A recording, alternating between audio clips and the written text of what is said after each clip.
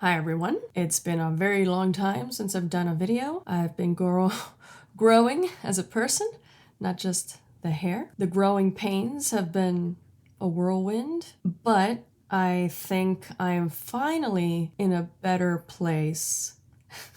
This year has been kind of tough. Remember my last video when I was kind of like wondering, what do we do with the people that we love in our lives who just cause us pain without even like realizing it, without really even caring? It seems like I've finally found a place that has helped me process everything. And honestly, I've only been to like 4, maybe 5 meetings, but leavingmaga.org has just done wonders for me and my peace. This week we were talking about, reclaiming our sovereignty.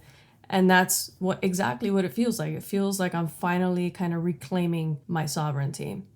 The group is for, ex-MAGA or people who still have family members in MAGA. It's been incredible. It's a safe space. And I'm going to leave a link in the description to their Instagram and to the group in general. So basically, if you wanted to just log in, they meet on Tuesdays, or we meet, right?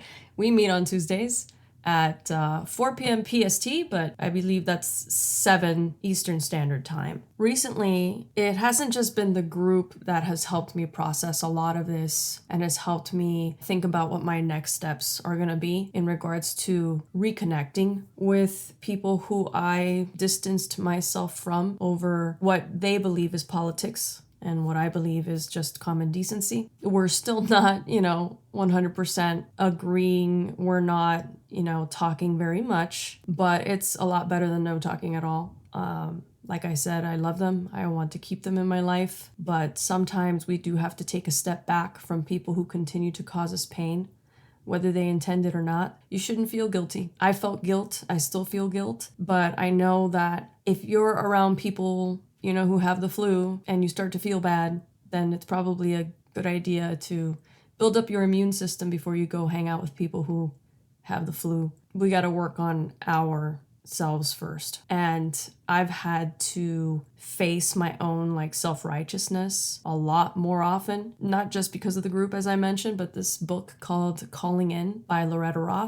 Incredible book. I'm still not completely through it, but what I've read so far has been life-changing and I really highly recommend it. I'm not going to say you won't get angry reading it, because if you're like me, you're kind of married to your anger and you want the people who have hurt you to feel a little bit of that pain, or at least some guilt. Because they don't feel guilt, I want them to feel a little bit of what I have felt, what they have put me through, right? And that's really just not healthy. Not healthy at all. Unfortunately, I have a lot of anger.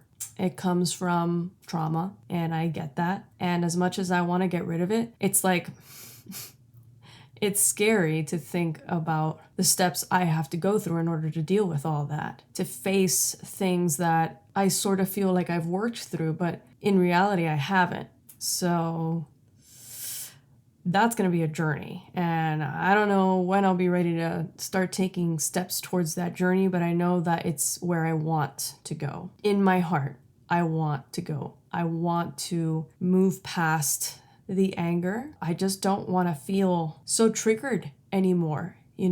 Everything in my life, I think, for a very long time, because I've had to live in survival mode for so long, I'm just wired for survival mode. And it's hard to break out of the patterns that are so ingrained in us. A hella respect for those of you on the journey to self-growth, because it is hard. It is extremely hard. But man, if Loretta Ross can do it, I mean, you got to read her experience. It's a bit triggering, but worth it. I don't want to live my life just constantly avoiding triggers. That's no way to live. I want to be resilient. That's the type of person I want to be. I hope a lot of you join in as well. Like I said, it's a safe space. People share their own stories. No one cross talks or gives advice. And there's a lot of great science tidbits that I was not aware of that help a lot with detachment. And I wish I could totally just tell you how it all works, and I've taken notes and all that, but I am just not the person. I'm not the person because I'm still learning myself. As much as I think I feel like I've, grown a lot, I feel like there's still a long way to go. So, again, this is not therapy. I highly recommend therapy. I highly recommend leavingmaga.org. So, I'll be leaving the link in the description again for the book as well as the group. It's leavingmaga.org. And the book is called Calling In. God, there have been so many call outs that I've done this year that have left me feeling more embarrassed with myself more than anything. I now know that there is a different, better way because of this book. As much as I got angry while reading, because I just want to hang on to it, damn it. I want to call out. Because yes, it does make me feel good. It does. Because it's just not fair, that they don't care. It just, I don't know. Anyway, I'm trying, and that's all we can do. All we can do is try our best. I'm human. You're human. We've got to learn to, again, I know I've mentioned this before in a different video, but we've got to learn to live with a little bit of our shame, because if we don't, we harm the people around us and we harm ourselves. So I'm a big believer in these books, even though it's been hard in practice, extremely hard in practice. And only practice can make it better. So thank you for listening. And I really do hope to see you in the group or comment about how the book may have changed your views about calling out and calling in. Like I said, it's been a life changer for me, and I hope to be practicing it consistently throughout my life.